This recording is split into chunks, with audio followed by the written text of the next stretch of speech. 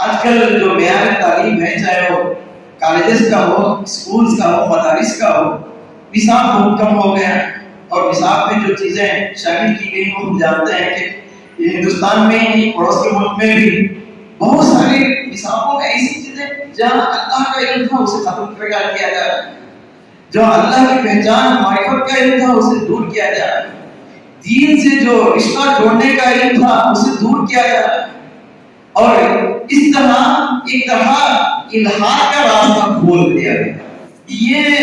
نہیں چاہتا کہ یہ جو طبقہ جو جدید علم حاصل کر رہا ہے اس کا تعلق اللہ سے براہ راست جڑے، دین سے جڑے، دین کا صحیح فہم، صحیح علم اس کو آ جائے۔ بنگلور کے آرٹی نگر کی مسجد سعد بن وکاس میں ہفتہ واری اجتماع، ڈاکٹر محمد منظور نعمان کا کلیدی خطاب۔ ملت میں علم، شعور و عقل کے موضوع پر ڈاکٹر محمد منظور نعمان کا خطاب۔ ایجوکیشن کے حوالے سے ملت میں بیداری آ رہی ہے، لیکن نوجوان نسل کو ایسی تعلیم نہیں مل رہی ہے جو انہیں اپنے رب کے قریب کرے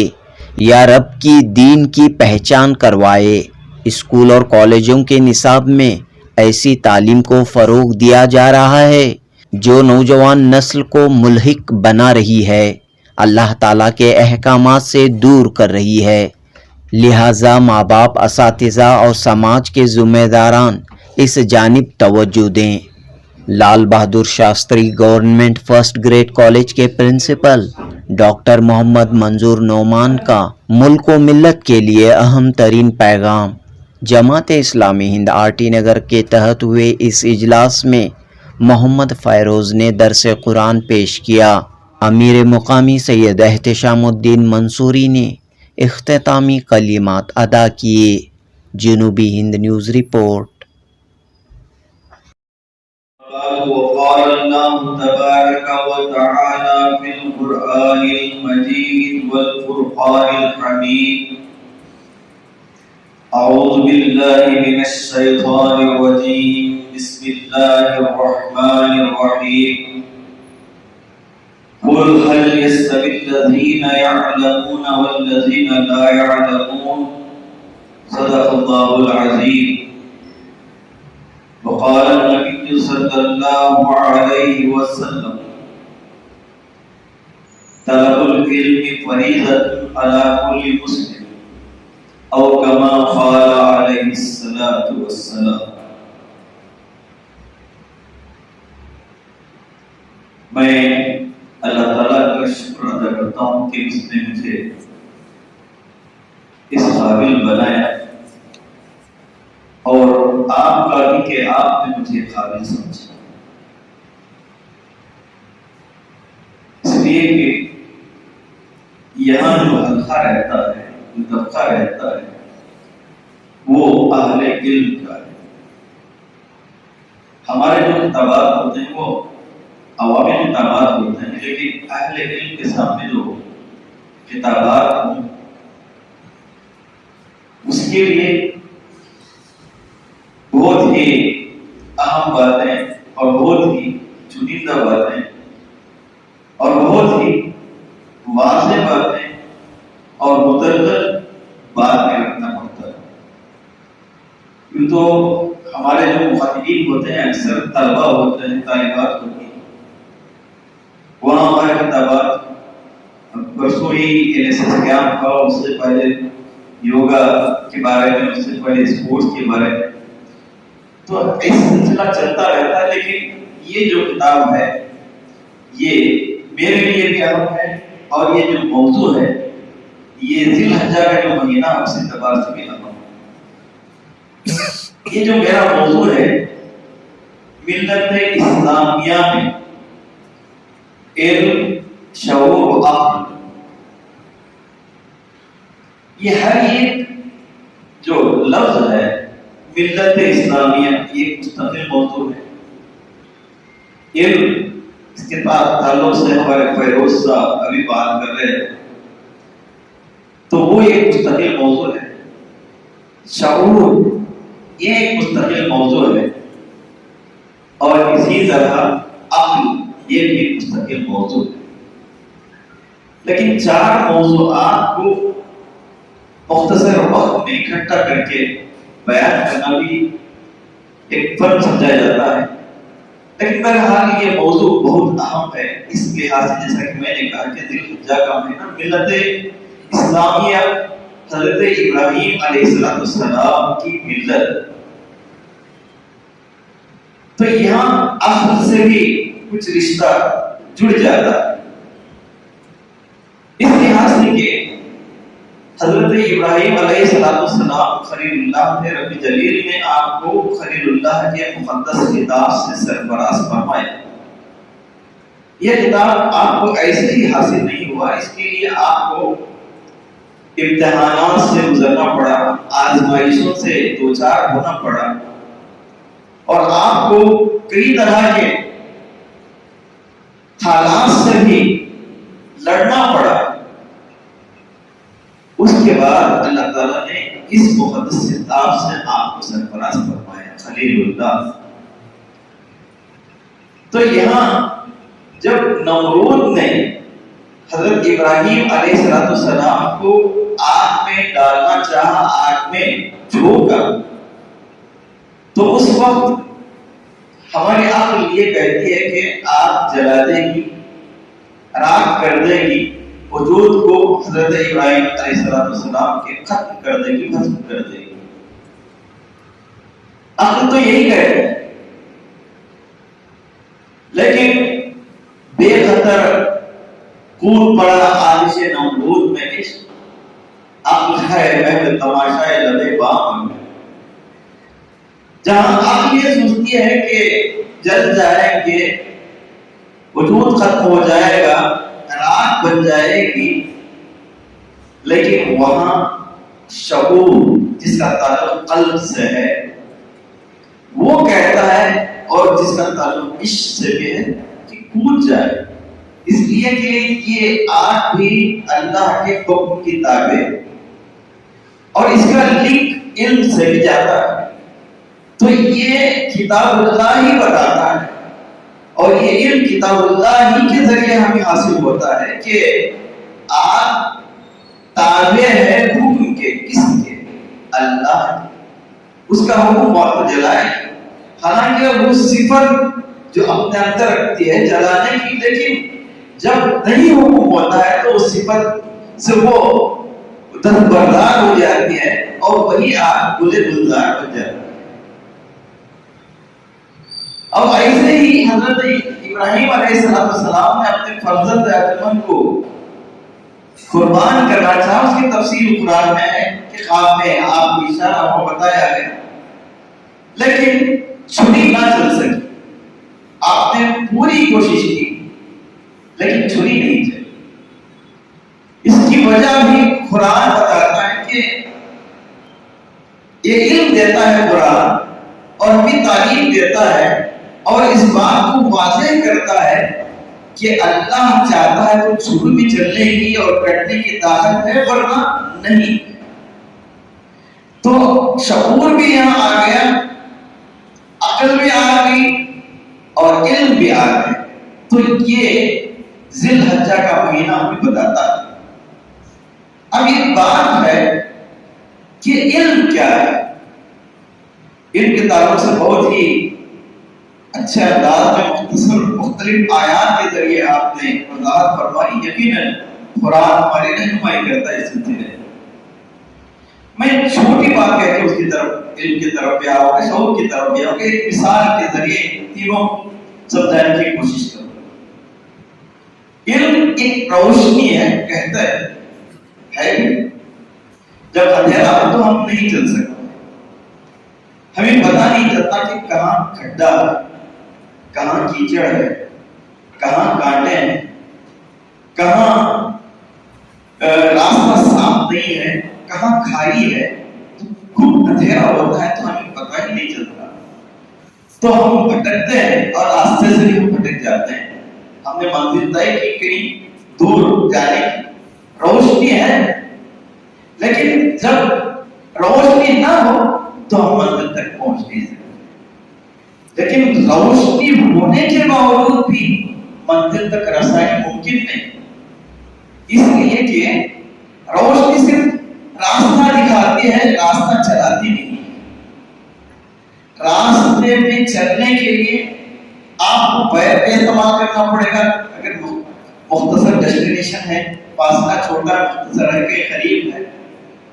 لیکن آپ دور جا رہے ہیں تو آپ کو سواری استعمال کرنی پڑتی ہے، اور سواری میں جو انجن ہوتا ہے وہ انجن عقل ہے، وہ انجن عقل ہے۔ اب سواری سٹارٹ کر لی، انجن چالو ہو گیا، لیکن یہ روشنی بھی اور انجن بھی جو ہم نے منزل طے کیا ہے، ہماری منزل ہے، ہمیں جہاں پہنچنا ہے وہاں پہنچا نہیں سکتے، اس لیے کہ دور تک راستہ تو صاف دکھائی دے رہا ہے، انجن میں اسٹارٹ ہے، لیکن حرکت نہیں ہو رہی، چلنا نہیں ہو رہا، جانا نہیں ہو رہا۔ جب تک حرکت، انجن کی تو حرکت ہے، لیکن یہ حرکت میں اور دوسرے حرکت میں فرق ہے، وہ یہ کہ ہم کو انجن اسٹارٹ کرنے کے بعد آپ آج کل آٹومیٹک گیئر کی گاڑیاں آ گئی، لیکن جہاں گیئر کی گاڑیاں میں گیئر ڈال کر ایکسیلیٹر دبا کر آگے جانا پڑتا ہے، اور یہ جو آگے ہم چلتے ہیں یہی شعور ہے، یہ جو آگے جا رہے ہیں یہ شعور۔ اور زندگی میں کامیابی کے لیے تینوں چیزیں ہونی چاہیے، ایک تو علم بھی، روشنی بھی چاہیے، اور دوسرا انجن بھی چاہیے جو عقل ہے،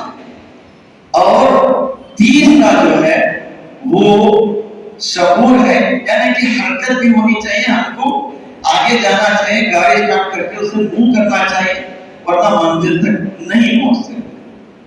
اس لحاظ سے عقل بھی ضروری ہے اور شعور بھی ضروری ہے، اور ہمیں علم کا ہونا بھی ضروری ہے۔ میں نے قرآن شریف کی جس آیت کی تلاوت کا شرف حاصل کیا، اس میں اللہ تعالیٰ ارشاد فرماتے ہیں کہ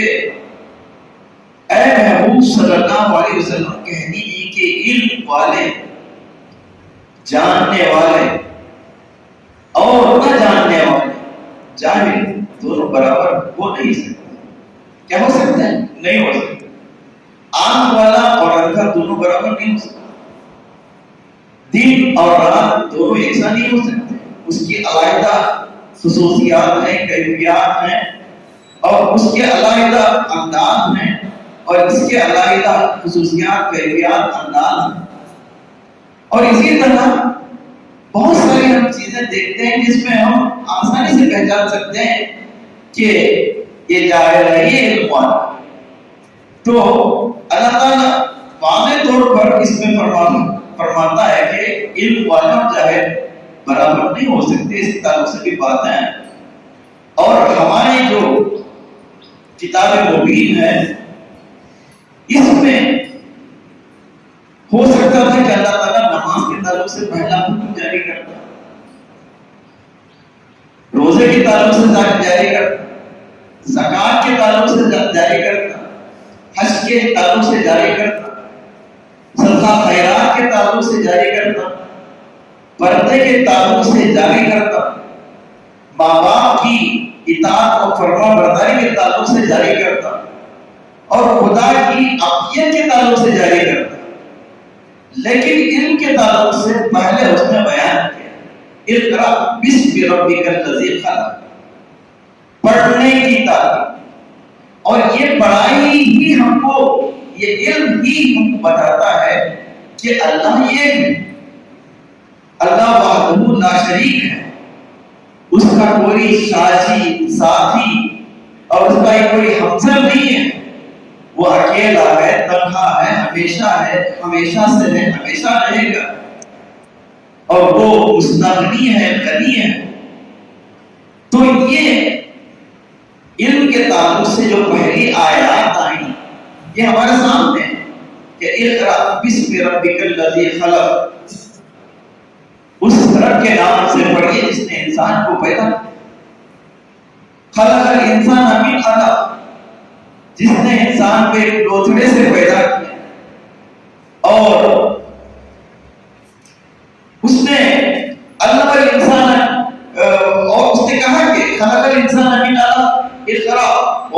اکرم، اللہ تعالیٰ کے نام سے اس نام سے پڑھیے جو بہت اکرام والا ہے، اس کی ذات بہت اکرام والی ہے،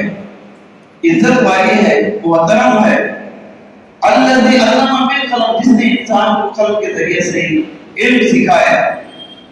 اور وہ علم علم الانسان ما لم یعلم، تو انسان نہیں جانتا۔ تو علم کی فضیلت اور علم کی اہمیت اور علم کا مقام اور علم کا مرتبہ اس آیات سے ظاہر ہوتا ہے، اور ساتھ ساتھ اللہ کی قدرت کا بھی یہاں مظاہرہ ہوتا ہے کہ اللہ تعالیٰ نے انسان کو کس طرح بنایا، اور بہت ساری آیات اس کی تائید میں بھی آتی ہیں علم کے تعلق سے، کہ شہید اللہ انہ لا الہ الا هو والملائکۃ وَأُولُو العلم قائما بالقسط۔ یہ سورہ آل عمران سورہ نمبر 3 آیت نمبر 18۔ تو اس کا اللہ تعالیٰ ارشاد فرماتا ہے کہ اللہ گواہی دیتا ہے اس کی کہ اس کے سوا کوئی معبود نہیں، اور جیسا کہ ہمارے پیشرو مقرر نے کہا کہ فرشتے بھی گواہی دیتے ہیں اور علم والے بھی گواہی دیتے ہیں، اور وہ عدل کو قائم رکھنے والا ہے اللہ تعالیٰ، انصاف پسند ہے، عدل کو قائم رکھنے والا۔ اور سورہ فاطر سورہ نمبر 35 آیت نمبر 28 میں اللہ تعالیٰ ارشاد فرماتے ہیں انما یخشی اللہ من عبادہ العلماء، اللہ سے وہی لوگ حقیقت میں ڈرتے ہیں جو علم رکھتے ہیں، جن کے پاس علم نہیں ہوتا وہ اللہ سے علم نہیں ڈرتے۔ اب یہاں ایک بات کہ بہت سارے اہل علم ہیں جو اللہ سے نہیں ڈرتے، یہ کیا بات ہے؟ بات ہو رہی ہے فلسطین پر، علم کو اس نے غلط طریقے پر استعمال کرنا شروع کیا ہے۔ انسانیت کی ہلاکت کے لیے علم نہیں ہے، انسانیت کی فلاح کے لیے، انسانیت کی بقا کے لیے، انسانیت کی ترقی و ترویج کے لیے، انسانیت کی نشو و نما کے لیے، انسانیت کو آگے بڑھانے کے لیے، بھائی چارگی کے لیے، ہمدردی کے لیے، محبت کے لیے، انسانیت کے لیے، الفت کے لیے علم ہوتا ہے، نہ کہ تباہی پیدا کرنے کے لیے۔ علم کے ذریعے اس طرح کی تباہی اگر کوئی پیدا کرنا ہے تو وہ اہل علم میں سے شمار نہیں کیا جائے گا، بلکہ وہ ظالمین میں سے، اس لیے کہ اللہ تعالیٰ عدل کو قائم کرنے والا ہے۔ وہ اگر عدل کو قائم نہیں رکھتے ہیں، ظلم کرتے ہیں، انصاف پسند نہیں ہوتے اور ناجائز طور پر قابض ہونا چاہتے ہیں، تو وہ اہل علم میں سے نہیں ہوتے۔ اللہ تعالیٰ کے جو کتابات ہیں اس کے وہ حقدار کے یقیناً اللہ تعالیٰ ڈھیل دیتے ہیں۔ نمرود نے بھی ظلم کیا تھا، ہم نے دیکھا کہ اس کا انجام کیا ہوا۔ فرعون نے بھی ظلم کیا تھا، اس کا انجام کیا ہوا ہم نے دیکھا۔ اور یہ آج کے دور کا فرعون، تو اس کا انجام بھی اللہ تعالیٰ، اس لیے کہ قرآن جو کہتا ہے وہ سچ کہتا ہے، حق کہتا ہے۔ وَقُلْ جَاءَ الْحَقُّ وَزَهَقَ الْبَاطِلُ إِنَّ الْبَاطِلَ كَانَ زَهُوقًا۔ تو حق آئے گا اور باطل مٹ جائے گا، اور باطل مٹنے ہی کے لیے تو اللہ تعالیٰ ایک چھوٹ دیتا ہے، ڈھیل دیتا ہے۔ اور یہ بھی جو ہوتا ہے، یہ جو ظلم مسلمانوں پر ہوتا ہے اور جو معصومین پر ہوتا ہے، یہ ہمارے اعمال کا نتیجہ ہے۔ اس لیے کہ ظاہر الفساد فی البر والبحر بما کسبت ایدی الناس، یہ جو فسادات زمین میں، خشکی میں اور تری میں آتے ہیں، یہ وہ ہمارے اعمال ہی کی وجہ سے جو چینجز آئے۔ حضرت موسیٰ علیہ السلام نے اللہ تعالیٰ سے مرتبہ پوچھا تھا، اللہ آپ راضی ہیں، اس کی علامت کیا ہے یہ بتائیے۔ اللہ تعالیٰ نے کہا کہ جب میں بندوں سے خوش ہوں، بندوں سے راضی ہوں، تو اس کی علامات بھی یہ ہے کہ وقت پر بارش ہوگی۔ لیکن ہم دیکھ رہے ہیں کہ آج وقت پر بارش نہیں ہو رہی۔ اب کشمیر میں ہمارا سفر ہوا تھا رمضان سے پہلے، تو برف باری کا سیزن نہیں تھا، برف باری ہو رہی تھی۔ جہاں برف باری ہونا تھا اس وقت پر برف نہیں ہو رہی، تو ہم لگے تھے کہ اس برف کے مزے ہم نے لوٹے، اور اللہ کی قدرت کے نظارے ہم نے اپنے آنکھوں سے دیکھے۔ تو برف کی جب بات آتی ہے، ایک دو باتیں آپ کے سامنے کر دیتا ہوں کہ برف بولنس کی شکل میں گرتی ہے، برف ہلکی بھی رہتی ہے، خشک بھی رہتی ہے، اور جب گرتی ہے تو انسان کو گرتی ہے، دیوار کو، مکانوں پر، گاڑیوں پر بھی گرتے ہیں، لیکن اس سے کسی کو زخم نہیں آتا، مار نہیں۔ ہم تو دیکھتے کہ ہم بولے جب گرتے ہیں، عام زبانوں سے گاڑے کرتے ہیں تو باہر نکلتے ہیں تو سروں میں چھید بھی ہو جاتی ہے، موٹے موٹے بالوں کا، اور گاڑیوں پر ڈینٹس بھی آ جاتے ہیں۔ لیکن وہاں جو برف گرتی ہے بہت ہلکی پھلکی، اور بعض جگہ ایسی برف گرتی ہے جہاں اس کے شکل دوسری تھوڑی تری رہتی ہے، بعض جگہ اسٹار کی شکل میں۔ لیکن جب میں یہاں آ کر کچھ مطالعہ کر رہا تھا برف کے تعلق سے، ایک ویڈیو مجھے ملا، اس میں اللہ تعالیٰ کی قدرت کا کس طرح اس میں اظہار ہوا تھا کہ ہر جو برف کا پولن گرتا ہے چھوٹا سا پیس،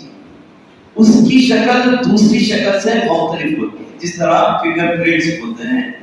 اس کی شکل، اور اس میں پورا وہ برف کے مختلف جو شکلیں ہیں، چند شکلیں فوٹو میں اور وہاں ویڈیو میں انہوں نے دکھایا۔ تو اللہ تعالیٰ کی کیسی قدرت ہے، ہر پول دوسرے پول سے مختلف، برف کا چھوٹا سا ٹکڑا ہلکا سا، لیکن اس کی شکل دوسرے جو ٹکڑا ہے ہلکا سا اس سے نہیں ملتی ہی نہیں ہے، اس کی شکل الگ۔ اور کئی لاکھوں سال سے اللہ تعالیٰ یہ برف کا سلسلہ جاری رکھے، اس وقت سے آج تک اس پہ تعمیر میں اس نے بتایا کہ وہ جو برف کا ایک پولن پہلے گر رہا تھا اس کی جو شکل تھی اب جو گر رہا ہے اسے نہیں گر، کئی سی عظیم قدرت کا اللہ تعالیٰ مالک ہے۔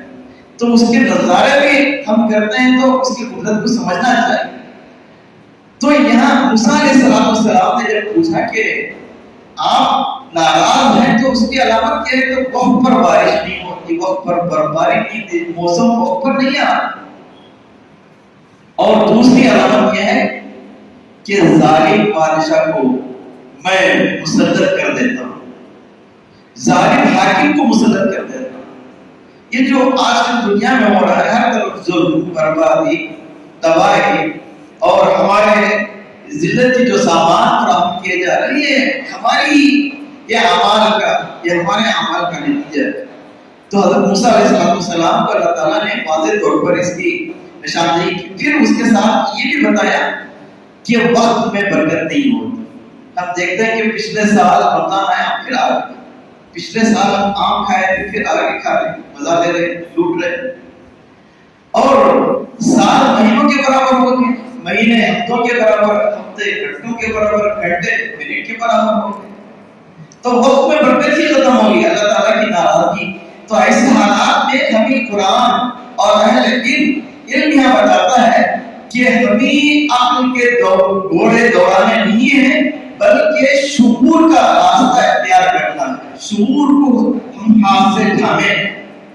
شعور اللہ سے عشق، اللہ سے کی قدرت کا ہمیں فہم عطا کرتا ہے، اللہ سے قریب کرتا ہے، شعور ہمیں اللہ سے کے رشتے کو مستحکم کرتا ہے، اور اللہ کی قدرت کے نظاروں کو ہمارے سامنے پیش کر کے اور اس کے مظاہر کو پیش کر کے ہمیں بتاتا ہے کہ اللہ عظیم قدرت کے مالک ہے۔ تو تو اس میں بھی انما یخشی اللہ من عبادہ العلماء، اللہ تعالیٰ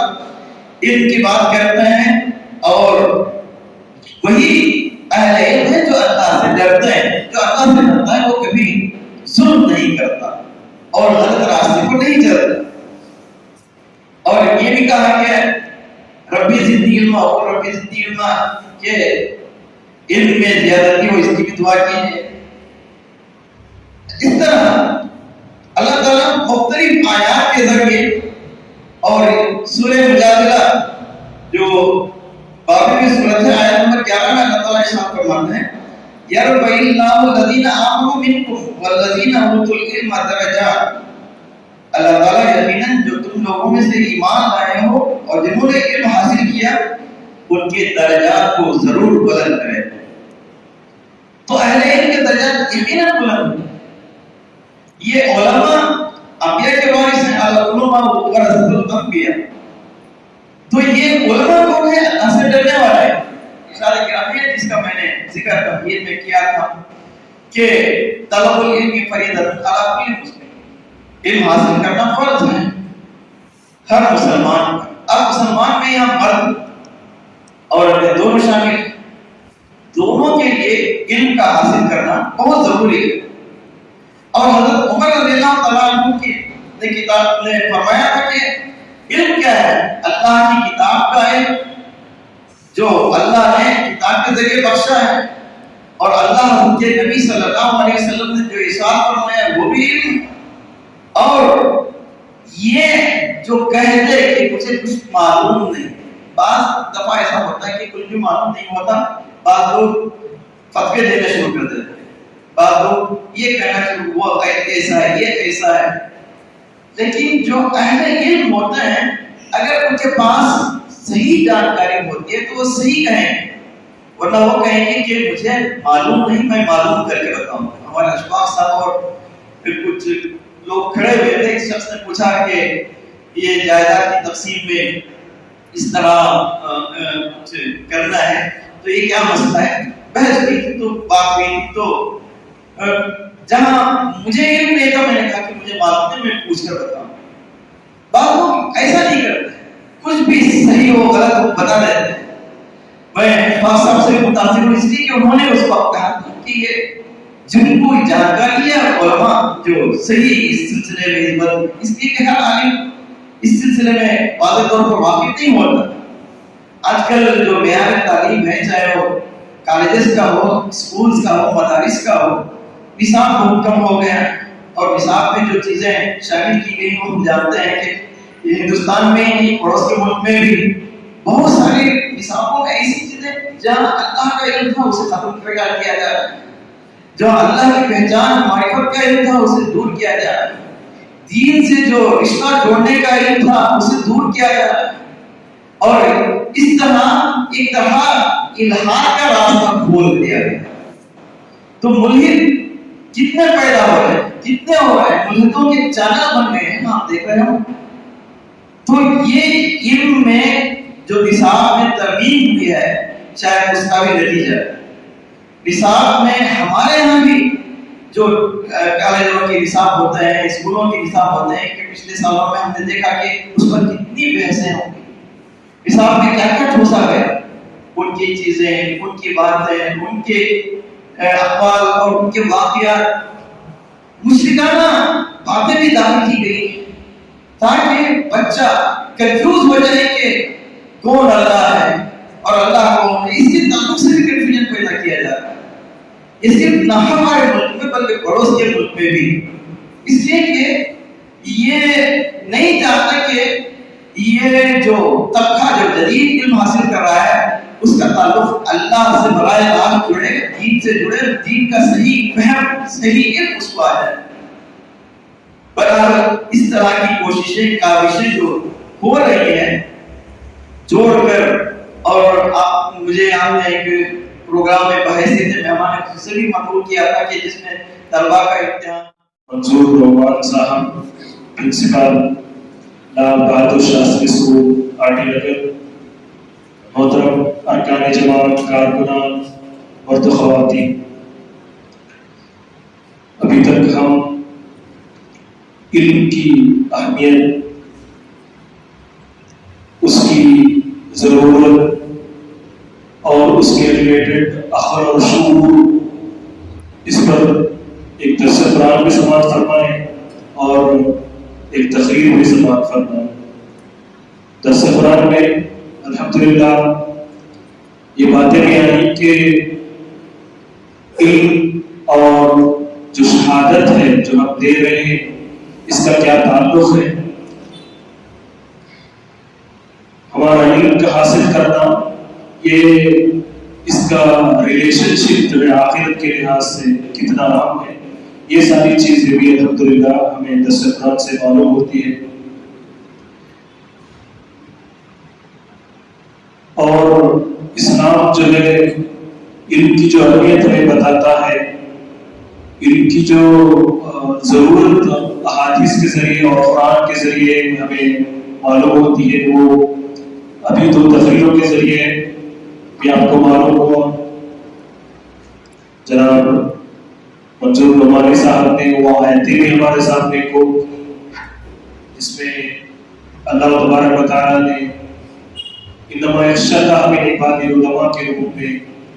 قل هل يستوي الذين يعلمون والذين لا يعلمون کے روپ میں، انما يرفع الله الذين آمنوا منكم والذين اوتوا العلم درجات، اس کے روپ میں بھی ہمارے سامنے رکھا۔ اور آپ نے اس کا ریلیشن شپ بتایا کہ علم اور عقل یا شعور کا کیا ریلیشن شپ ہے، وہ بھی ہم جاننے کی کوشش کیے۔ علم حاصل کرنا تو ہر مسلمان پر فرض ہے، اور اس میں صرف دنیاوی تعلیم ہی نہیں بلکہ دینی تعلیم ضروری علم کے لحاظ سے۔ دنیاوی تعلیم بھی ضرورت ہے، وہ ایک ضرورت ہے، لیکن دینی علم جو ہے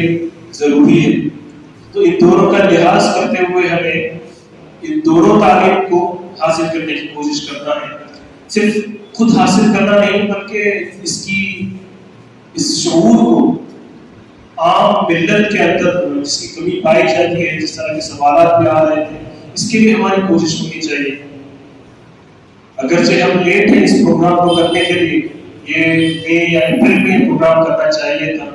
اور لوگوں کو علم کی اہمیت سے اجاگر کرنا، جہاں لوگ جو ہے علم سے دور بھاگ رہے ہیں، خاص کر مسلمان طبقہ، ایک مسلمان کا ایک بڑا طبقہ ایسا ہے جو علم سے بہت دور ہے، اور ایون جو علم اگر حاصل بھی کرتے ہیں تو وہ صرف دنیاوی حد تک یا اس حد تک علم حاصل کرتے ہیں جو دنیا میں کام کے لیے ضرورت ہے۔ جو ایتھیکل اور مورل ایجوکیشن جس کی ضرورت ہے، جس کو ہم قرآن سے گہرا تعلق ہے۔ مولانا سید ابو العالیٰ مفتی کی کتاب جو رسالہ دینیات کے نام سے مشہور ہے، اس میں انہوں نے چیپٹر ہی بنتا ہے ایمان یا اسلام کے لیے علم کی ضرورت ہے، یعنی وداؤٹ علم جو ہے اسلام کا کوئی معنی نہیں رکھتا۔ اسلام کی بنیاد جو ہے علم پر ہے۔ تو بہرحال ہمیں علم کو صرف حاصل کرنا ہی نہیں بلکہ علم کو حاصل کرنے کے ساتھ ساتھ میں اس پر عمل کرنے اور اس سے کیا ہدایت ہمیں مل سکتی ہے، وہ ہمارا ایک موٹو اور گول، اہم گول ہونا چاہیے۔ تو بہرحال قرآن مجید میں اس کی اہمیت ہمیں بارہا ملتی ہے، بارہا بتایا گیا ہے، اور کبھی ہمارے پاس یہ بھی ہوتا ہے کہ علم حاصل کرنے کے لیے شرم بھی ہوتی ہے۔ بچے اسکول جاتے ہیں لیکن بڑوں کا حال یہ ہوتا ہے کہ آپ اب اسکول میں کیا علم حاصل کریں گے، کیا ایسا ہرگز نہیں ہو سکتا۔ علم ہر عمر میں جو ہے ہم حاصل کر سکتے ہیں۔